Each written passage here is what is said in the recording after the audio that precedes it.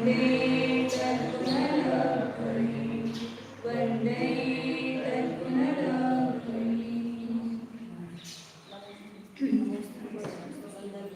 बोलो आचार्य शांति सागर जी महाराज की जय। जय बोलो गुरुदेव समंत मुनि महाराज की जय। जय बोलो आचार्य प्रवरेशा सुंदर सागर जी महाराज की जय।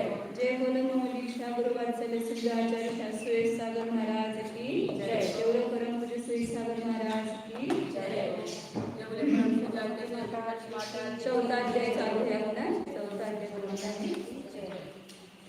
पहले से बोलो। चौथा अध्याय देवाः चतुर्विधायाः आदित्यश्रीषु प्रीतान्तरेषाः दशाश्रवणचत्वारश्रीकल्पाः पद्मोपण्डपर्यन्ता इन्द्रसामानिकप्रायश्चित्तशङ्कारिशारदक्षयोपालानि प्रवीणकाव्योगिकाश्रेष्ठः त्रायस्त्रिंशल्लोकपालवर्जाविन्द्रज्योतिष्काः पूर्वयोर्विग्रहाः कायप्रविचाराः आयुषानां स्पर्शरूपशब्दमनप्रविचाराः परे प्रविचाराः भवनवासिनो सुरनागविद्युत्सुवर्णाभिमानस्पतिकुमाराः यदरा किन्नर किंपुरुषमहोरगन्धर्व यक्षराक्षसभूतपिशाचाः ज्योतिष्का सूर्या चन्द्रमसौरभ नक्षत्र प्रकृणतारकाश्च मेरुप्रदक्षिणानित्यगतयो भूलोके तत्कृत काल विभाग। ये नहीं हुआ। चौथे अध्याय में किसका वर्णन चालू है? चौथा अध्याय चल रहा है ना? कौन सा अध्याय चल रहा है? देवगति का वर्णन चल रहा है। देवों की कितनी भेद की? और चार भेदों में पहला भेद कौन सा है? इसके भेद कौन से हैं? कौन से? कुमार, नाम कुमार, विद्युत कुमार, सुवर्ण कुमार, उदय कुमार, वात कुमार, अग्नि कुमार, वार कुमार, सनी कुमार, उदरी कुमार, द्वीप कुमार, दीप कुमार और दिक कुमार। ऐसे 10 भेद हैं। प्रत्येक जो 10 भेद बताए भगवासी के, उनके सबके मुकुटों के ऊपर चिन्ह रहता है, उससे वो पहचान जाता है। नाग कुमार है, उनके मुकुटों पर नाग सर्प का चिन्ह होता है। असुर कुमार उनके मुकुट पर चूड़ामणि का चिन्ह होता है। विद्युत कुमार से सबके मुकुटों पर अलग अलग चिन्ह होता है। ऐसे अपन सुनते ना, जीवंत कुमार उनके मुकुटों पर मेंढक का चिन्ह है। विद्युत कुमार उनके मुकुटों पर वर्धमान का चिन्ह होता है। वर्धमान का एक मिट्टी का पात्र होता है। सुवर्ण कुमार के मुकुटों के ऊपर गरुड़ का चिन्ह होता है। अग्नि कुमार के मुकुटों में कलश का, वाट कुमार के मुकुटों में अश्व का, ऐसे सनी कुमार के मुकुटों में वज्र का, रुद्री कुमार के मुकुटों में मकर बोलते हैं, इसमें रहते हैं पानी में। दीप कुमार के मुकुटों में गज का, दीप कुमार के मुकुट में सिंह का चिन्ह अंकित रहता है। मतलब उस चिन्हों से उनकी वो जाति पहचान में आती है। व्यंतरों के भी फिर कितने बताए? व्यंतरों के 8 कौन से?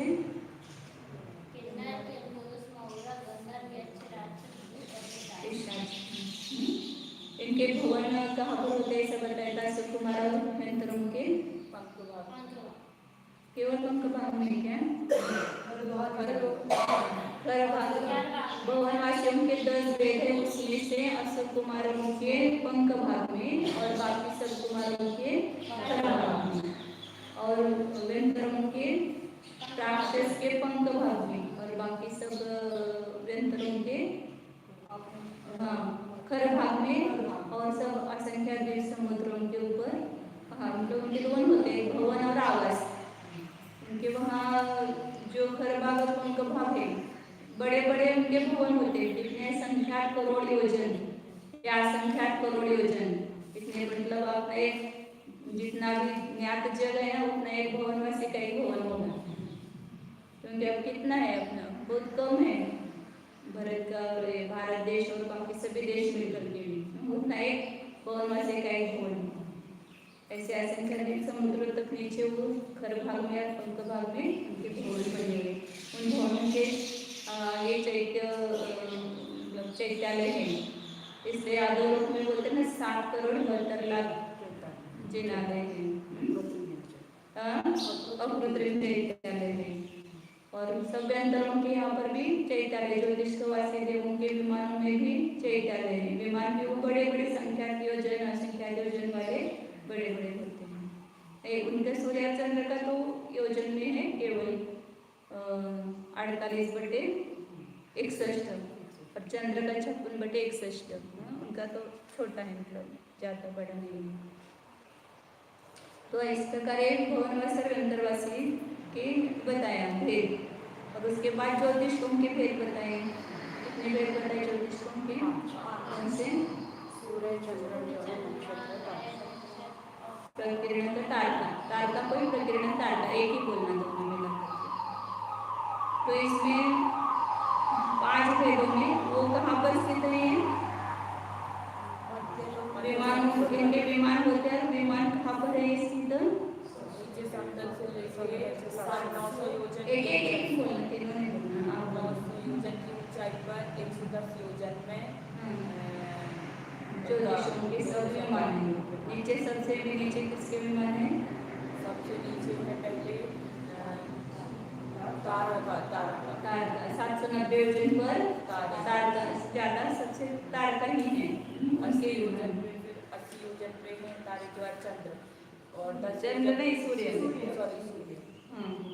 फिर उसके ऊपर 10 योजन पर चंद्र, फिर उसके ऊपर 4 योजन पर नक्षत्र है, फिर उसके ऊपर 4 योजन पर बुध ग्रह है, फिर उसके ऊपर 3 योजन पर शुक्र, बृहस्पति, मंगल, शनि, सब 3 योजन के ऊपर उनके विमान।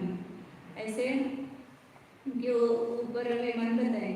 अब इसमें सूत्र में जो क्रम दिया है सूर्य चंद्र बसो, ये मतलब समास में ऐसा है कि खाली नीचे तारका है, इसे नीचे तारकाओं के विमान होना चाहिए, तारकाओं का नाम पहले होना चाहिए, फिर सूर्य का नाम हो, फिर चंद्र का नाम हो। उस जैसा उनके विमान उसके क्रम से सूत्र में नहीं है।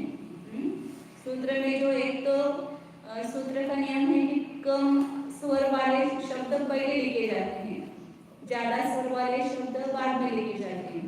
तो पहले कल बताया था कि सूर्य और चंद्र दोनों प्रधान हैं, इसलिए पहले उनका नाम लिया है। फिर बाकी ग्रह, नक्षत्र और प्रकीर्णन तारका। तो ग्रह अल्प स्वर है, इसलिए उसको पहले रखा, इसके बाद नक्षत्रों को रखा, उसके बाद प्रकीर्णन तारका। और ऐसे देखेंगे तो उसमें महत्व भी सूर्य चंद्र का है, फिर ग्रह उस मतलब इन तीनों में ग्रह उत्कृष्ट है, उससे नक्षत्र, फिर उससे तारका एक कम प्रभावशील है, इसलिए भी उसका क्रम वैसा दिया है। मतलब जैसे विमान स्थित है वैसा क्रम इनका नहीं।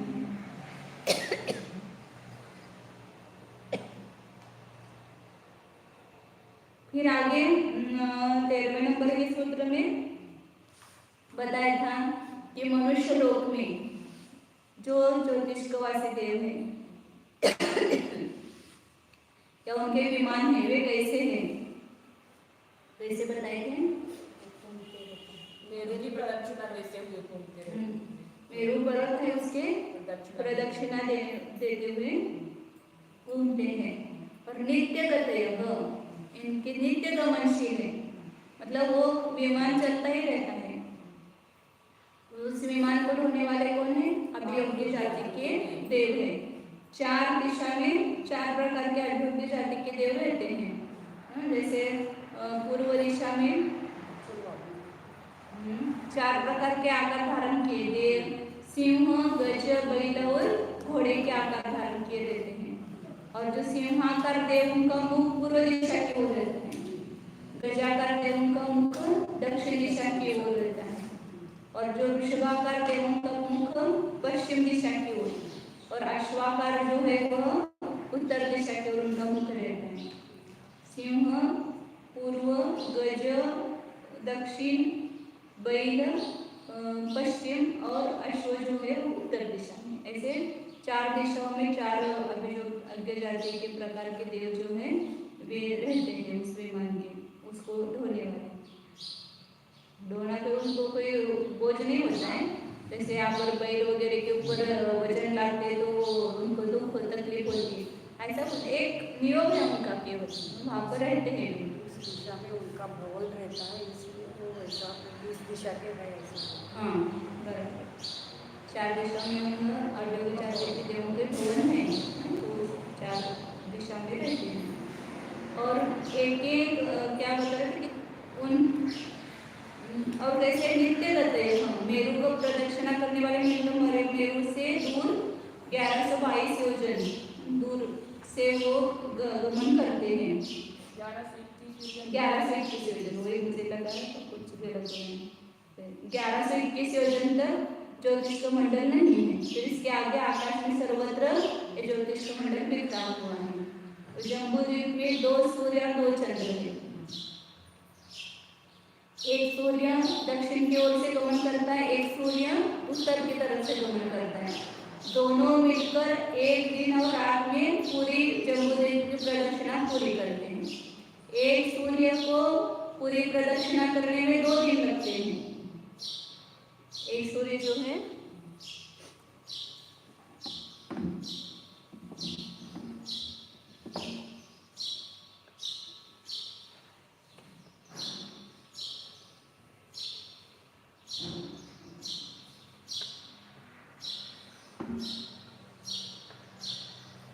यहाँ उदय होता है निषद पर्वत पर एक सूर्य का दक्षिण की ओर, और नील इधर नील पर्वत है, इधर दूसरे सूर्य का इधर उदय होता है एक ही साथ।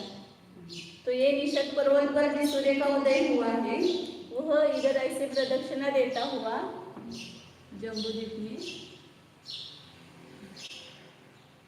इधर भारत क्षेत्र है, और यहाँ जब निषद पर्वत के पश्चिम की ओर आता है तो अपन बोलते हैं कि सूर्यास्त हो गया। इधर सूर्योदय हुआ, इधर सूर्यास्त हुआ। फिर अपन यहाँ जब रात होती है तब सूर्य कहाँ होता है, वो विदेह क्षेत्र में। विदेह क्षेत्र बहुत बड़ा है ये, उसका ये जो है ना, ये सब अपने सब क्षेत्रों की अपेक्षा से वो 64 गुना बताया था ना। हाँ, तो इधर वो सूर्य इधर रहता है। फिर इधर से गति बदलता है। एक जब ये सूर्य यहाँ से इधर आ गया और रात में इधर आ गया सूर्यास्त होने के बाद, ये सूर्य भी यहाँ से इधर नील पर्वत से इधर नील पर्वत के उधर आया और वो इधर सूर्यास्त हुआ और यहाँ सूर्योदय हुआ और रात हुई। फिर यह भी यहाँ मार्ग बदल देता है, दूसरी गली में जाता है। दोनों एक दिन में एक ये आदि प्रदक्षिणा करता है, ये इधर से आदि प्रदक्षिणा करता है, और ये यहाँ दूसरी गली में जाएगा। उसी समय ये सूर्य इधर दूसरी गली में जाएगा। फिर यह सूर्य दूसरी गली में वो चला गया जैसे। हाँ, गली वो कहाँ जाएगा दूसरी गली में, मतलब ये सूर्य जो है जम्बूद्वीप के ऊपर कल बताया था मैं 180 योजन और लवण समुद्र में 330 योजन, 510 योजनों में उनकी 84 गलियां बनी हुई है। मतलब इधर अंदर ये जम्बूद्वीप की 180 योजन है ना, उसकी पहली गली है, मैंने बाहर निकाला है, ये यहाँ पर है, ऐसी गली यहाँ पर है। फिर दूसरी गली 2 योजन छोड़ करके दूसरी गली, वहाँ उस गली में फिर परिभ्रमण करेगा। मतलब जो गोलाई लेकर के गमन कर रहे हैं ना, तो आभ्यंतर वीति बोलते हैं उसको। आभ्यंतर वीति में पहले दिन गमन करेगा, फिर दूसरे दिन दूसरी वीति में गमन करेगा। मतलब सूर्य ऐसे गोल गोल घूमता रहता है सूर्य का विमान, तो ऐसे एक ही लाइन में नहीं घूमता है। पहली गली में घूमेगा, फिर 2 योजन ऐसे जाएगा आड़ा तिरछा, फिर दूसरी वीति में गोल उसके फिर घूमेगा, फिर तीसरी गली में जाएगा। ऐसे 184 गली है, तो दोनों सूर्यों को 184 गली उल्लंघन करने में उसको 6 मास लगते हैं। आभ्यंतर वीति में भी श्रावण मास में इधर था सूर्य, अभी श्रावण मास चालू है ना, फिर शासन जयंती हुई उस दिन प्रतिपदा के दिन, अभ्यंतर वीथी में था। फिर वो अब दूसरी गली में, फिर तीसरी गली में से होता होता भी जितने दिन हुए उतनी गलियां उनकी व्यतीत हो गई। फिर आगे वो लवन समुद्र की तरफ जा रहे हैं। फिर लवन समुद्र में 330 योजन में वो गलियां है। फिर लोग साथ में सब उसका नाम वगैरह सब आया था, कहाँ पर वो ये होता है। जम्बूद्वीप के परकोटा में एक दिन वो बीच में रहता है, फिर लवन समुद्र में जाता है। फिर लवन समुद्र की लास्ट की 184 में विधि होगी, तो वहाँ पर वो दिन होगा जो दिसंबर में होता है ना, या मकर संक्रांति होती है उस समय को। दिन और रात समान है। हाँ, दोनों समान नहीं होते हैं। सबसे रात बड़ी होती है और दिन छोटा होता है। अभी बड़ा दिन था, वो अब कम कम होता जाएगा दिन। फिर सबसे छोटा दिन जिस दिन होगा वो लवन समुद्र के अंतिम विधि में होगा सूर्य। फिर वहां से पुनः अंदर की विधि में गमन कर लेगा।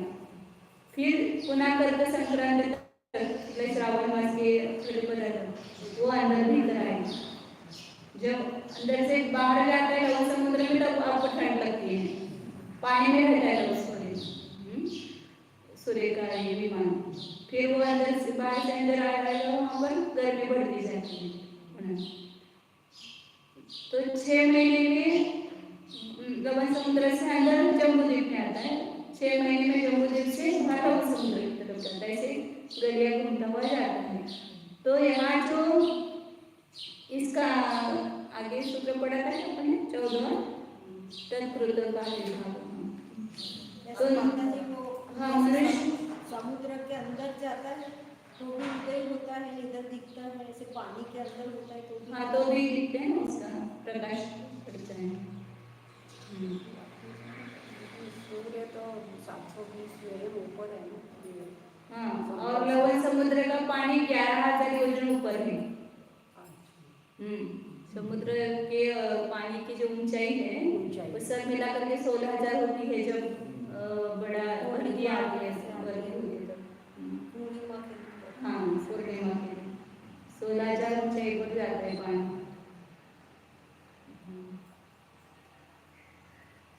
और उसका सब पूरा नाम लिखा था उसमें त्रिलोक में, कितना दूर से पानी से वो कितना दूर रहता है। होता है ऐसा। हाँ, होता है। लेकिन पानी से भी नहीं, वो अपने उस समय एक देखा था कि पानी की ऊंचाई तो ऐसी होती है तो उससे दूर रहता है विमान, ऐसा भी पढ़ा था।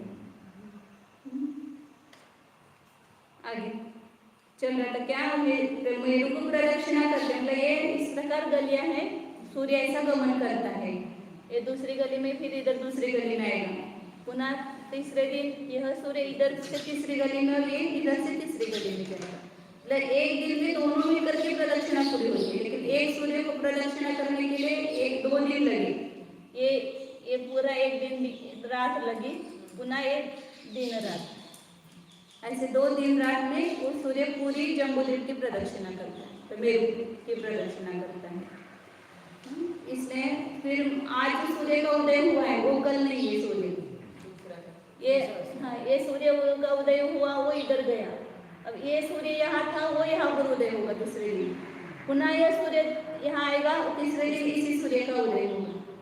इस प्रकार ये छोड़कर, तो इसलिए यहाँ पर बता रहे हैं कि नित्य गति, ये नित्य गति वाले। और चंद्र कैसा गमन करता है, तो चंद्र की फास्ट से गमन करता है वो। उसकी 15 ही गलियां हैं। सूर्य की कितनी गलियां हैं? 15 ही गलियां हैं। पहली गली में जब घूम करके तो वहाँ पर भी 2 चंद्र, इधर एक चंद्र उधर एक चंद्र, वो दोनों मिलकर के एक प्रदक्षिणा पूरी करते। फिर 2 दिन से अधिक का लगता है चंद्र को प्रदक्षिणा करने में, इसलिए चंद्रोदय समान नहीं रहते हैं, उसके डिफरेंस का उसका ये रहता है काल। आज चंद्रोदय जिस समय हुआ उसी समय वो कल नहीं होगा, उसमें अंतर रहता है। तो 2 दिन से अधिक काल लगता है उसको पूरे करने में। तो इस प्रकार ये नक्षत्र ये भी सब उनकी भी गलियां रहती हैं। तो चंद्र की 15 गलियां हैं, तो 15 गलियों में प्रति चांद पर वो पहले गले में रहेगा, नहीं पूर्णिमा में, फिर वो घूमता हुआ लवण समुद्र में जाएगा, तो यहाँ पर अमावस्या होगा।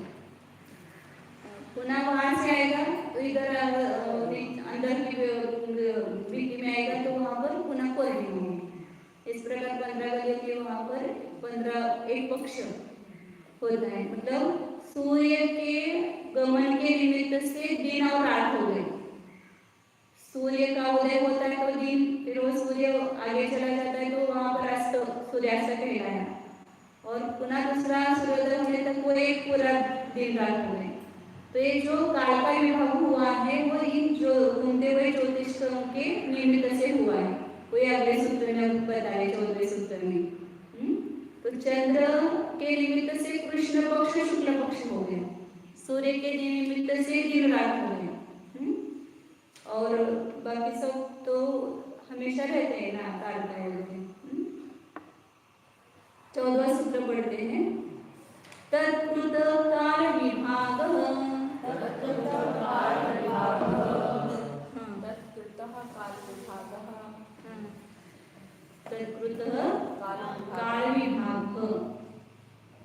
तत्कृत मतलब तत्का अर्थ क्या लेंगे? तत् मतलब सूर्य चंद्र आदि जो ज्योतिष के देव हैं मनुष्य लोक में, उनके निमित्त से, क्योंकि पिछले सूत्र में मनुष्य लोक में नित्य प्रदर्शन करने वाले और मेरु की प्रदर्शना करने वाले ज्योतिष है ऐसा बताया था। तो उनके निमित्त से काल का विभाग होता है। मतलब काल का विभाग केवल 2.5 दिन में है। 2.5 दिन अभी बताया ना कि जम्बूद्वीप में कितने चंद्र सूर्य हैं? 2 चंद्र और 2 सूर्य हैं। और अगले लवण समुद्र में 4 चंद्र और 4 सूर्य हैं। और अगले धात्विक खंड में 12 सूर्य और 12 चंद्र हैं। और उसके आगे कालोदक समुद्र में 42 चंद्र और 42 सूर्य हैं। और आगे पुष्करार्ध द्वीप में 72 चंद्र और 72 सूर्य हैं। और ये सब प्रदक्षिणा देने वाले हैं और नित्य गति वाले हैं। तो इसलिए इनके निमित्त से यहाँ 2.5 द्वीप में दिन रात अधिक पक्ष अधिक होते हैं। उसके बाहर अब आगे का सूत्र है ना, 2.5 द्वीप में कुल मिलाकर कितने चंद्र सूर्य हुए? 132 सूर्य और 132 चंद्र हुए। और इसमें ये चंद्र जो है वो इंद्र है और सूर्य प्रतीन्द्र है। और एक एक चंद्र का परिवार कितना है? तो 28 नक्षत्र, ऐसे 27 माने जाते हैं, लेकिन एक अभिजीत नक्षत्र अधिक। अब इंग्लिश में कौन सा बोलते हैं ना, प्लेटो या कुछ ऐसे बोलते हैं नक्षत्र। हाँ नक्षत्र तो 28 नक्षत्र बताएं। और ग्रह कितने हैं? 88 ग्रह है। एक चंद्र का परिवार इतना है, प्रत्येक चंद्र के उतने होंगे। और तारका कितने हैं? 66,975 कोड़ा कोड़ी।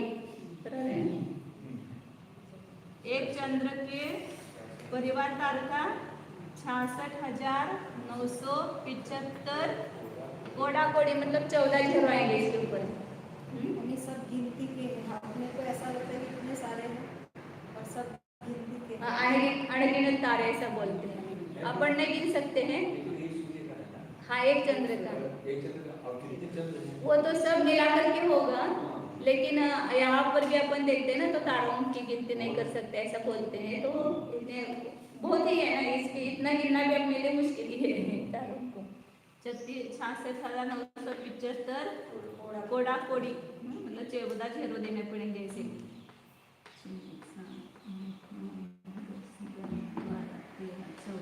कितनी बड़ी संख्या है।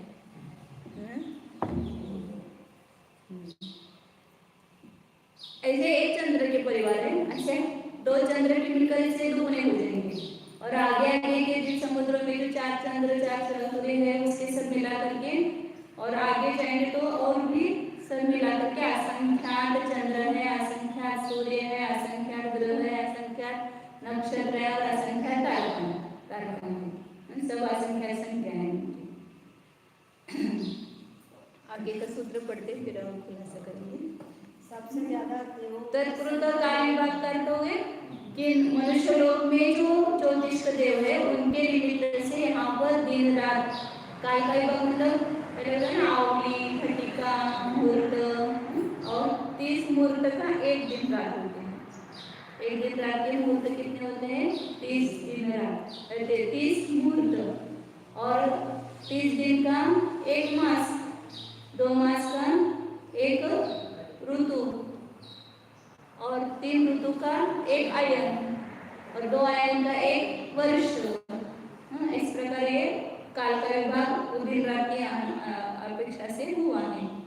और कृष्ण पक्ष और शुक्ल पक्ष ये चंद्र के निमित्त से अस्त और उदय की अपेक्षा से हुआ है।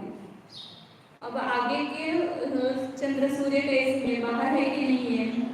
अपने को तो लगा कि मनुष्य लोक में नित्य गति वाले प्रदक्षिणा वाले हैं, फिर बाहर चंद्र सूर्य है या नहीं है या कैसे है, उसका ज्ञान कराने के लिए 15 नंबर का सूत्र बता रहे हैं। बहिरवस्थिताः बोलो बहिरवस्थिताः बहिरवस्थिताः रवस्थिता ऐसा बोलो रवस्थिता बहिरवस्थिताः बोलो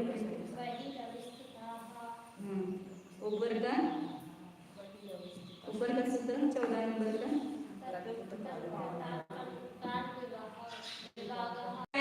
दुर्लोक के मनुष्य लोक में, तो इसे वही कार्य ना मनुष्य लोक के बाहर।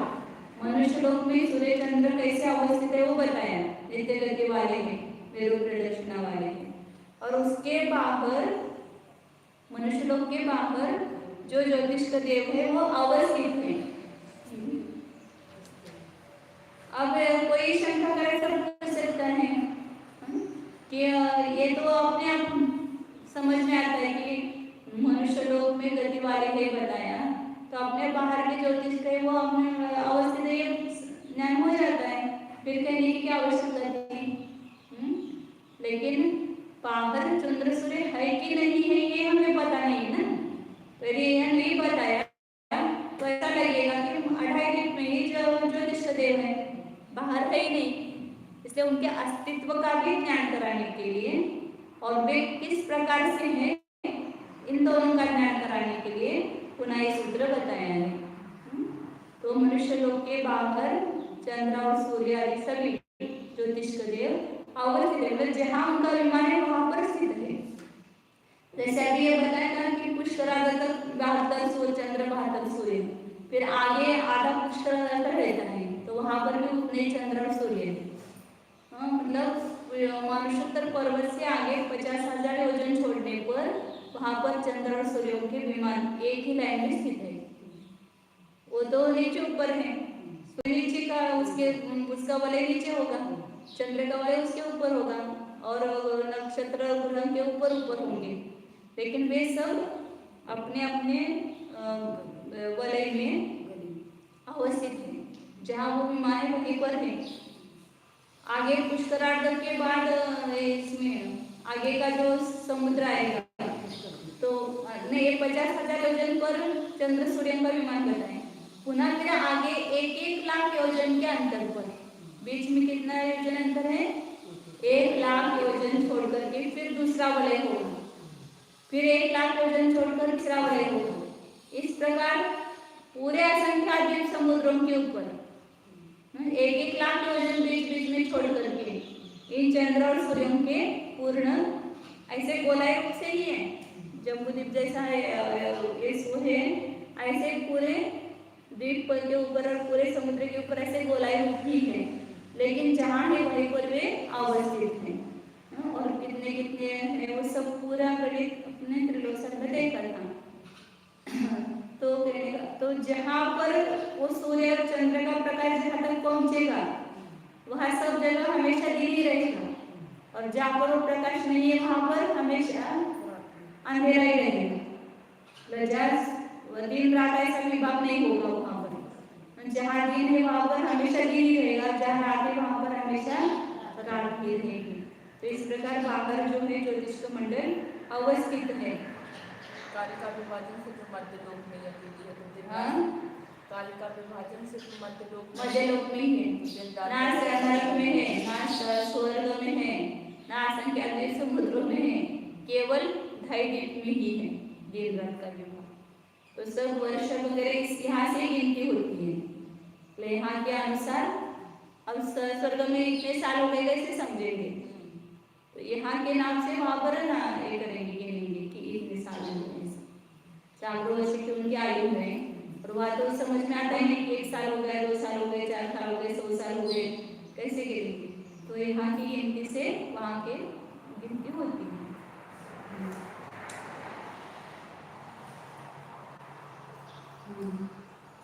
अब आगे वैमानिक देवों का प्रकरण चालू होता है। यहाँ तक वो भुवनवासी ज्योतिष और वेंतर और ज्योतिषों का वर्णन किया। अब चौथा जो निकाय है वैमानिक, उनका वर्णन चालू होने वाला है, तो इसलिए वो प्रकरण अधिकार सूत्र है आगे का। वैमानिकाः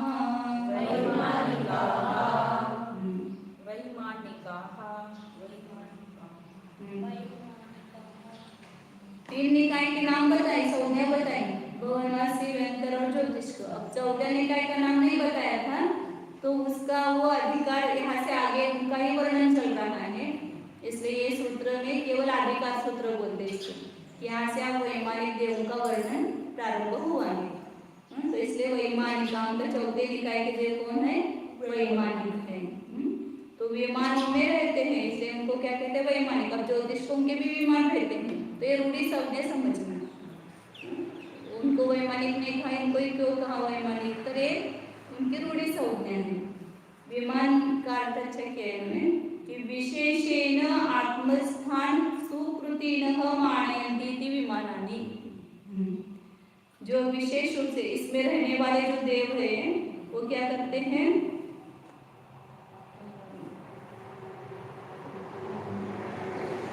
विशेषता अपने में रहने वाले जीवों को पुण्यात्मा मानते हैं।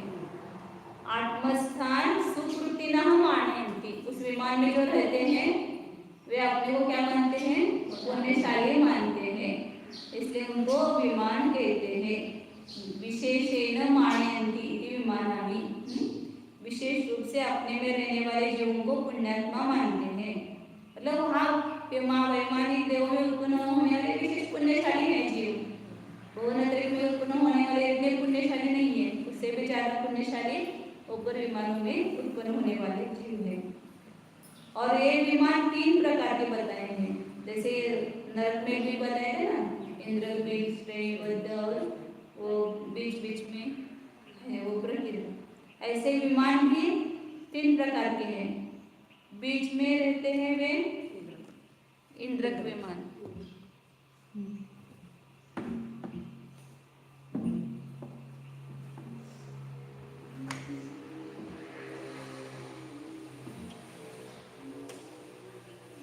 इसमें विदिशाओं में नहीं है ना, मैं है विदिशाओं में। ये बीच में इंद्रक विमान है। कहाँ पर है वो, यहाँ नीचे मेरू पर्वत है,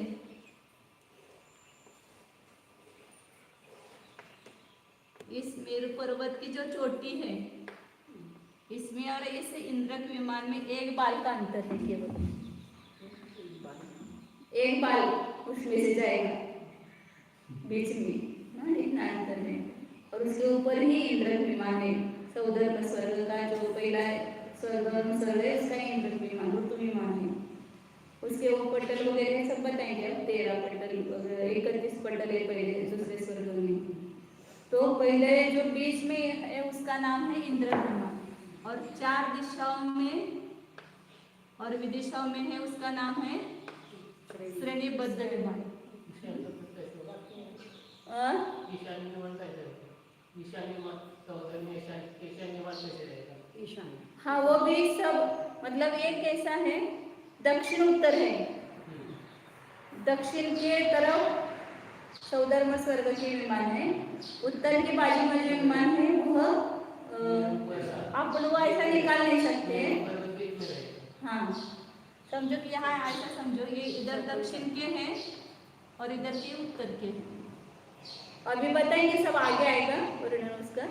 खाली ये कितने प्रकार के विमान हैं ये बता रहे हैं।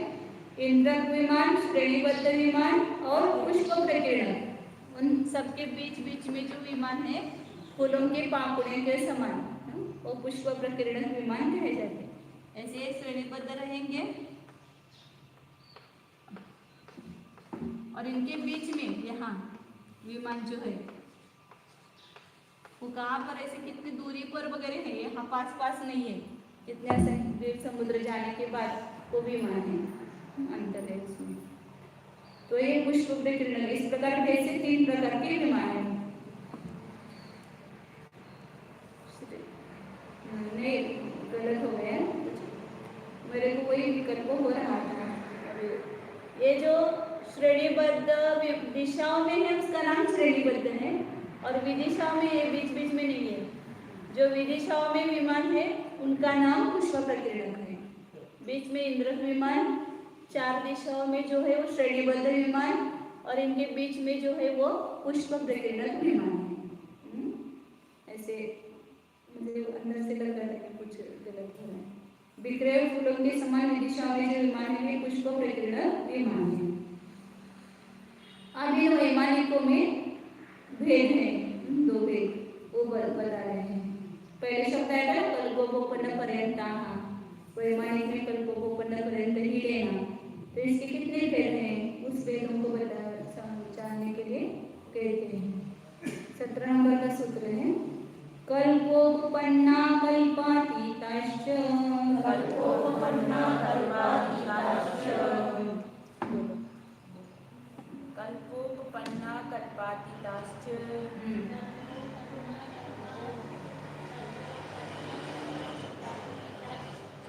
कल्पातीताश्च। आगे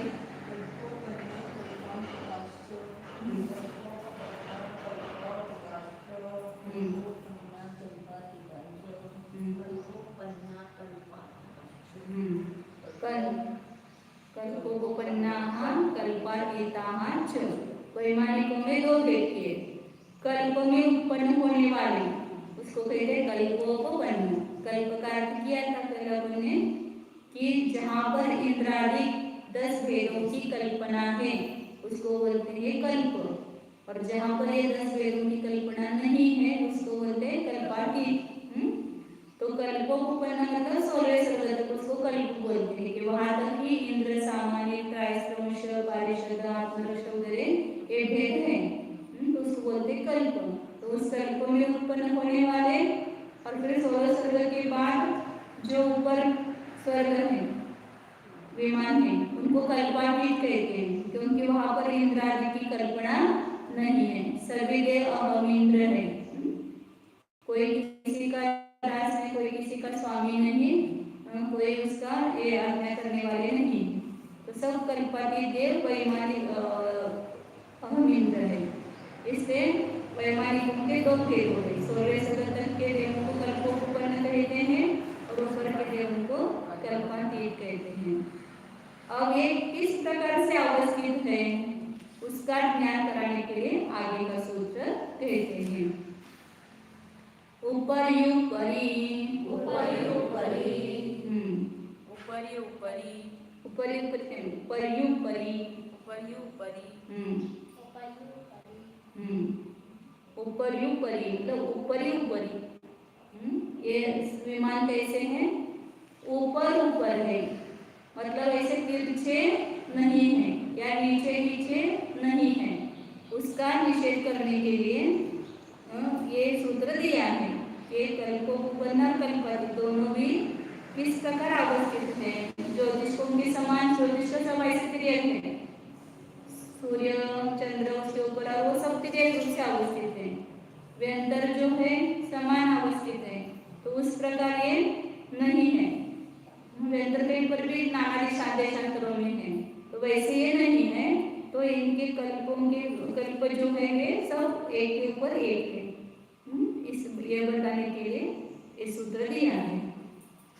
अब आगे में कल्प विमानों में देव जो होते हैं वो कल्पों के नाम बता रहे हैं आगे। कल्पोपन है ना, तो कल्प और वो आगे के जो कल्पाती थे उनके भी अवस्थान बता रहे हैं। सूत्र बड़ा है, कर ही देते, टाइम हो गया है ऐसा। सभी को उल्लेख यहाँ पर किया है, उसको अपन कर देते हैं।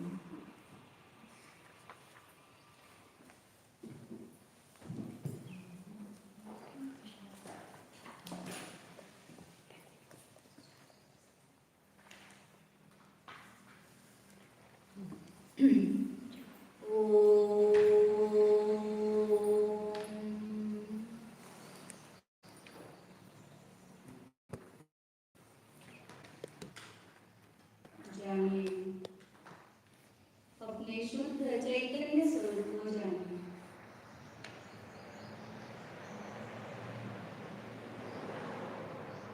अपना अवस्थान कहाँ है? मेरा अवस्थान मेरे असंख्यात प्रदेशों में ही है। मैं असंख्यात प्रदेशों को छोड़कर बाहर नहीं हूँ, इसी में रहता हूँ। कहीं भी जाए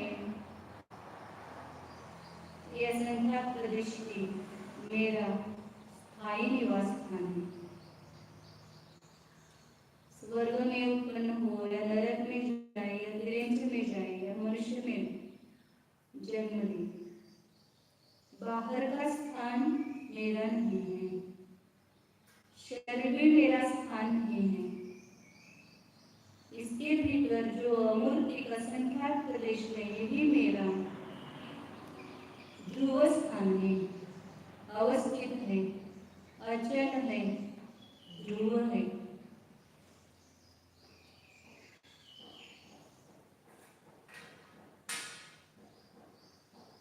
इसी शरीर के भीतर यह असंख्यात प्रदेश है, इसी में मैं रहता हूँ। ये मेरा प्रदेश, ये मेरे प्रदेश चैतन्यमय है,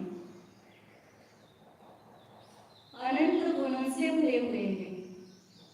अनंत गुणों का वैभव इस मेरे ध्रुव में है। मैं अनंत गुणों से संपन्न हूँ। जानिए।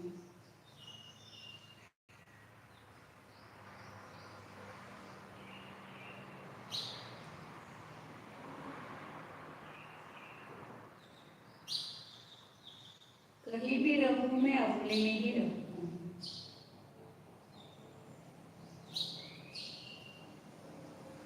महल हो या झोपड़ी हो, विमान हो या दिन हो, उसमें मैं अपने प्रदेशों में ही रहता हूँ।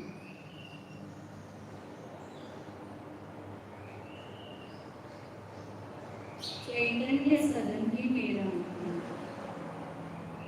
मैं चिदालय हूँ।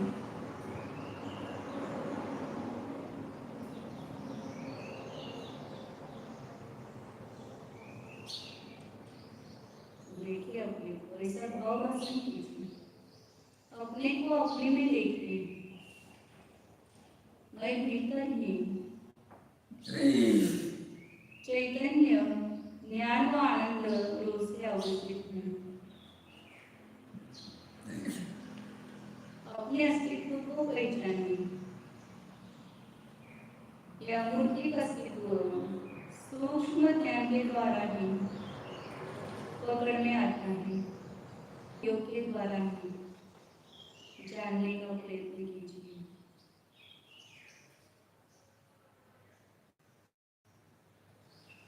शुद्ध चिदानंद स्वरूप अनाद्यनंत चैतन्य स्वरूप अमूर्तिक स्वरूप स्वसदन निवास स्वरूप